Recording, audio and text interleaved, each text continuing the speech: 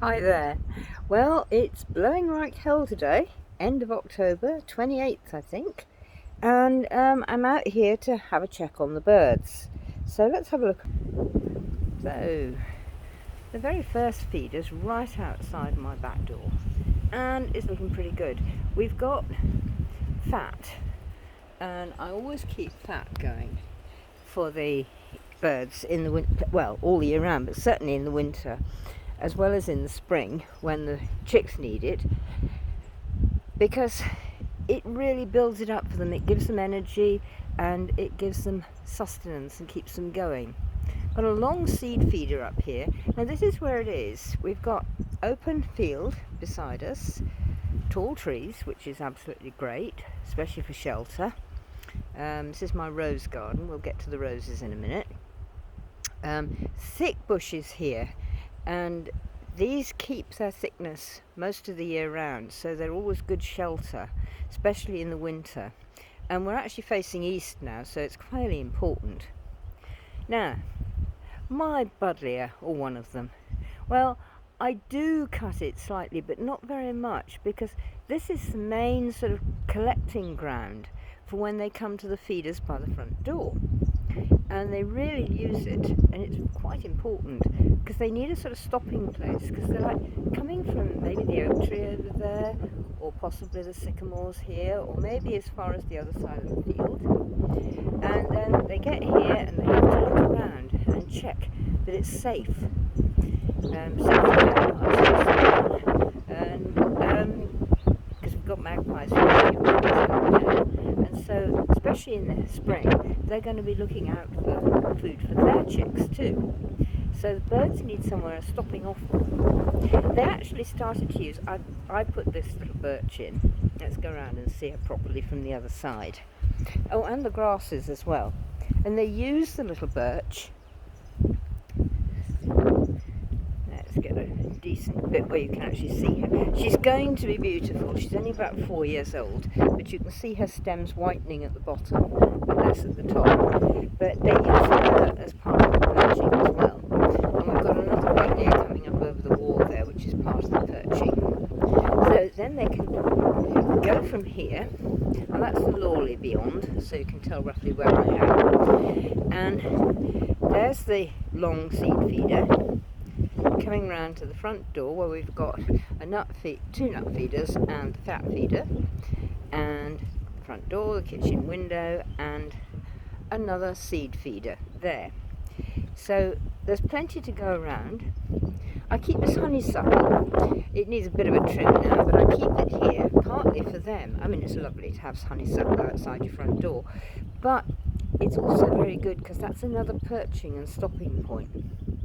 We've got a rose here with an ash tree coming up the middle, and that's another stopping point for them. So they have perching points. They can say, it's safe, I can come. And sometimes it's even safe, because blue tits are quite fierce, you know. And sometimes the blue tits will sort of have a go and say, right, you know, you can't do this. Now, you might be getting a bit of wind noise here, as we're coming round the back, and we've got more roses, we're getting ivy. There's a little pond. Now, this tank pond is quite good because it's got A, the bar across it, and B, I pass stones at this end, so that they've got bathing pools, they've got somewhere to get in, have a drink, or have a wash, or both. The back kitchen window, and another nut feeder. And again, we turn round, this is the real front door. Being a farmhouse, it's a kitchen, of course. And so we've got a hedge here. We've got a super holly hedge over there, which is really, really good cover for them. And we've got bits of trees and buddleia here for them to have more stopping off points, so that they can get to the food, get out, come back, get out, come back, the usual routine. It's not blowing quite so bad as I thought it was actually, but it is blowing quite a bit. So, and it really poured with rain about half an hour ago. So what we do is we make sure that these feeders are full, and then they go to hide during the rain, and particularly the wind. and then they can come out when it's dry again and there's food, and they don't have to go far for it, so it's easy. Okay, well, I hope to talk to you all again. Oh, do you like my grasses? There's the birch and the grasses. This is like, let's move back a little bit. We can do this better than that. Oh yeah, it is honestly a working yard. So this is the yard, which is sort of concrete, but it's got lots of grass growing in it too. I'd prefer it if it was all grass, and I don't mind mowing it. And so the grass is like a see-through barrier, which also seeds and flowers and has lots of stuff for all the critters, between here and the little rose garden. And yes, I sit there. Yes, that's Stumpy hiding in there, and that's the fairy chair where all the fairies sit.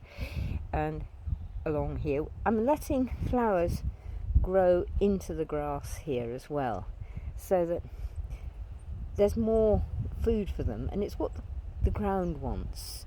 You know, don't have to be all neat and tidy. For goodness sake, not neat and tidy. Neat and tidy, bad for wildlife. The rose garden, gone over well, but you can see some of it's still budding. And it's beautiful, and the scent from it in the summer is amazing. Anyway, that's it for now, and hope to see you again soon, so you take care. Oh, this tells you a bit about me too. Yes, I do have a cat, and yes, she is good, and she's very good at hunting mice, and she does tend mostly to leave the birds alone, so we're reasonably okay. Okay, see you again soon. Bye.